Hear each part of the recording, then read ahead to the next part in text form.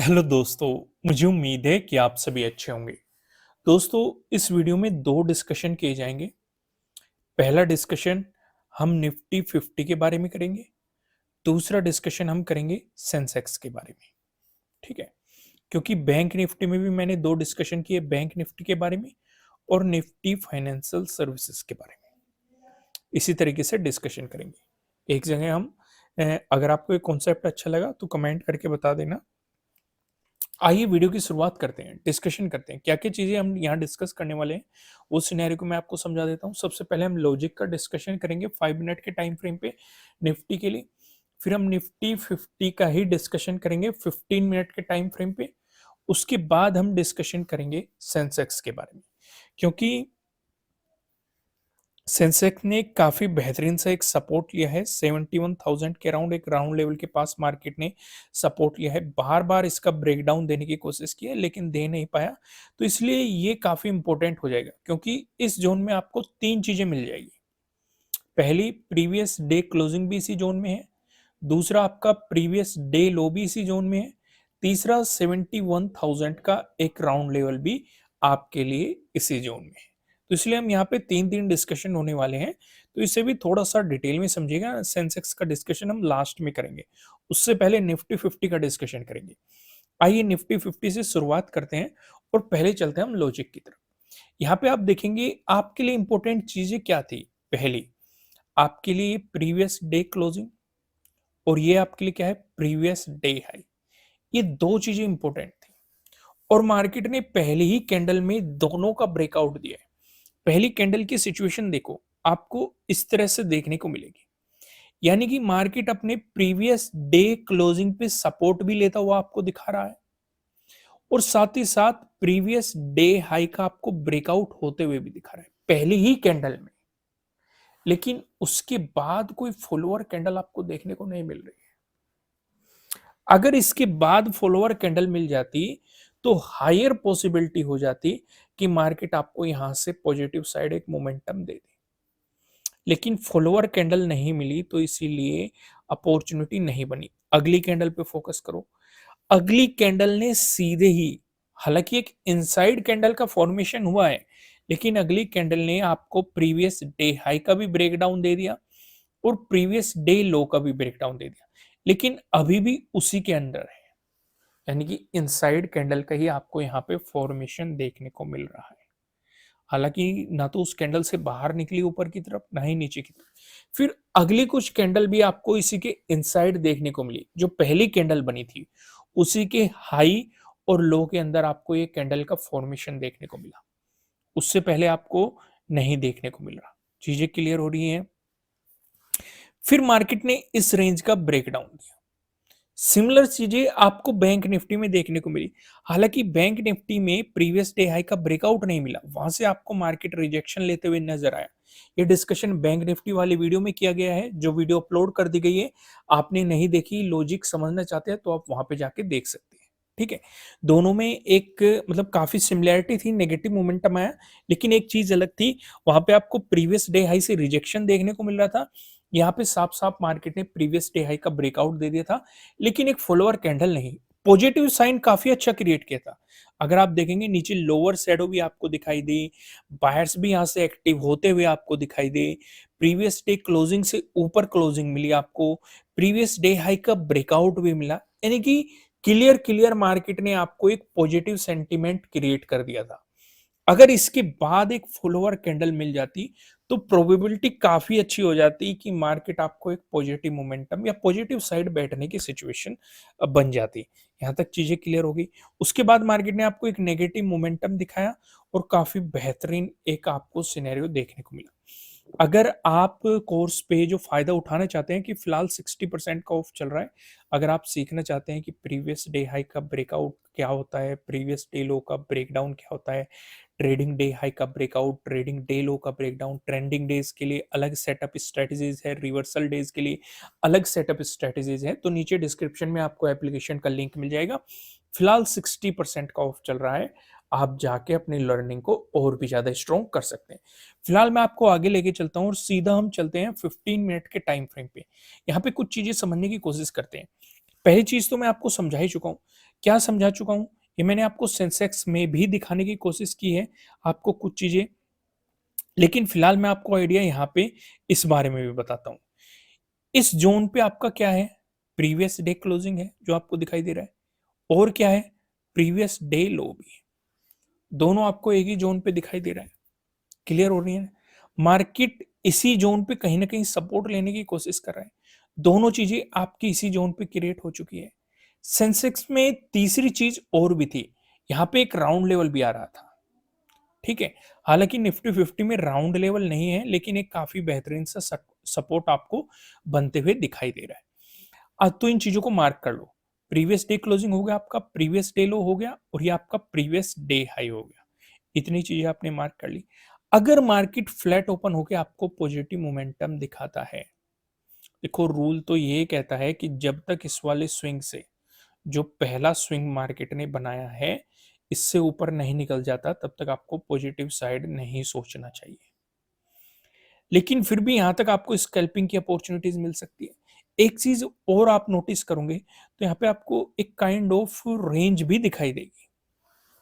कितने लोगों ने ये चीजें नोटिस करी? ये आपको ये रेंज भी दिखाई दे रही है। पॉसिबिलिटी ये भी हो सकती है मार्केट इसी रेंज को कंटिन्यू आपको आगे भी करता हुआ दिखाई दे सकता है। ये भी सिचुएशन क्रिएट हो सकती है। तो इस सिचुएशन के अकॉर्डिंग भी अगर मार्केट चला तो आपको सेलिंग यहाँ पे नहीं करनी है, क्योंकि काफी लोग इस कंफ्यूजन में ना रह जाए कि मार्केट ऐसे चल रहा है, अब इस रेजिस्टेंस लाइन के नजदीक आया, अब यहां से सेलिंग कर लेते हैं और मोमेंटम कैप्चर करने को मिलेगा। देखो रूल के अकॉर्डिंग चलना ज्यादा बेहतर रहता है। ऐसे नहीं होता है, क्योंकि हो सकता है जब मार्केट इस जोन पे सपोर्ट दिखा रहा है, मार्केट इसका ब्रेकडाउन ही ना दे, यहीं पे रेजिस्टेंस दिखाया और यहीं पे मार्केट साइडवेज हो गया। ये भी तो पॉसिबिलिटीज हो सकती हैं। तो बेहतर क्या है, सिचुएशन या सेटअप क्या कहता है कि भाई या तो प्रीवियस डे क्लोजिंग से नीचे चले और प्रीवियस डे लो का भी ब्रेकडाउन दे, क्योंकि दोनों काफी नजदीक है।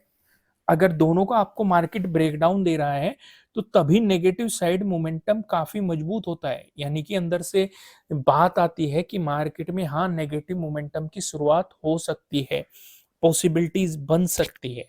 समझ में आया क्या मैं समझाने की कोशिश कर रहा हूँ? तो यानी कि अगर फ्लैट ओपन होके पॉजिटिव मोमेंटम आया तो पहले वाला स्विंग ही आपके लिए क्या करे, एक्ट करेगा, रेजिस्टेंस की तरह एक्ट करेगा। लेकिन आप इस सेटअप को भी अगर आप ड्रॉ करके रखेंगे तो ये जो ट्रेंड लाइन है, जो रेजिस्टेंस लाइन है, ये भी आपके लिए एक रेजिस्टेंस के रूप में काम करती हुई दिखाई दे सकती है। वहीं पे अगर मार्केट ने फ्लैट ओपन होकर नेगेटिव मोमेंटम दिखाया तो प्रीवियस डे लो का आपको ब्रेकडाउन होने देना है।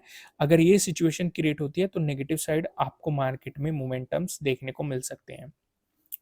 वहीं पे अगर मार्केट ने गैप अप ओपनिंग दी, दोस्तों गैप अप ओपनिंग का डिस्कशन करने से पहले मैं आपको बता दूं, यह आपके लिए किसी भी तरह का ना तो कोई बाय रिकमेंडेशन है, ना ही कोई सेलिंग रिकमेंडेशन है। ये जस्ट एजुकेशनल पर्पज से बनाई गई एनालिसिस वीडियो है। इन्वेस्ट करने से पहले आपको अपनी रिसर्च करनी है, अपने इन्वेस्टर की सलाह लेनी है, क्योंकि प्रॉफिट भी आपका होने वाला है, लॉस की जिम्मेदारी भी आपको अपने आप लेनी है। अगर गैप अप ओपनिंग का सिनेरियो क्रिएट कर, दोस्तों अगर आपने अभी तक वीडियो को लाइक नहीं किया है तो लाइक जरूर कर दीजिएगा। आप इस वाले स्विंग पे फोकस रखेंगे, जो मार्केट ने ये वाला स्विंग बनाया, इससे कितनी नजदीक या कितनी दूर ओपन हो रहा है, साथ के साथ इस वाली ट्रेंड लाइन को भी आपको ड्रॉ करके रखना है। अगर मार्केट इस ट्रेंड लाइन का ब्रेकआउट देता है गैप अप ओपनिंग के साथ, लेकिन स्विंग से नीचे है, ध्यान रखो, फिर से समझो, अगर इस ट्रेंड लाइन का मार्केट ब्रेकआउट देता है लेकिन इस स्विंग से नीचे है, तब आप शांति से बैठेंगे, कुछ भी मत करना। या तो इस स्विंग और इस ट्रेंड लाइन के बीच रिटेस्ट करने देना, मार्केट को टाइम स्पेंड करने देना, अगर उसके बाद ब्रेकआउट देता है तो कुछ पॉजिटिव साइड सोचना। लेकिन अगर मार्केट रेजिस्टेंस की तरह एक्ट करता है तो नेगेटिव साइड आपके लिए सपोर्ट बन जाएगा, प्रीवियस डे क्लोजिंग और प्रीवियस डे लो काफी इंपॉर्टेंट आपके लिए सपोर्ट की तरह एक्ट करते हुए दिखाई दे सकते हैं। वहीं पे अगर मार्केट आपको गैप डाउन ओपनिंग दे देता है तो आप पूरा फोकस अपना प्रीवियस डे लो पे रखेंगे। अगर मार्केट इसी के आसपास आपको गैप डाउन ओपनिंग दे देता है और इसका ब्रेकडाउन दे देता है तो आपके लिए काफी बेहतरीन सा प्रीवियस डे लो के ब्रेकडाउन वाला सेटअप बन जाएगा। आपको इसके अकॉर्डिंग चलना चाहिए। नहीं जानते, मैं आपको ऑलरेडी बता ही चुका हूं कि फिलहाल 60% का ऑफ चल रहा है। नीचे डिस्क्रिप्शन में आपको एप्लीकेशन का लिंक मिल जाएगा। चीजें यहां तक क्लियर हो गई।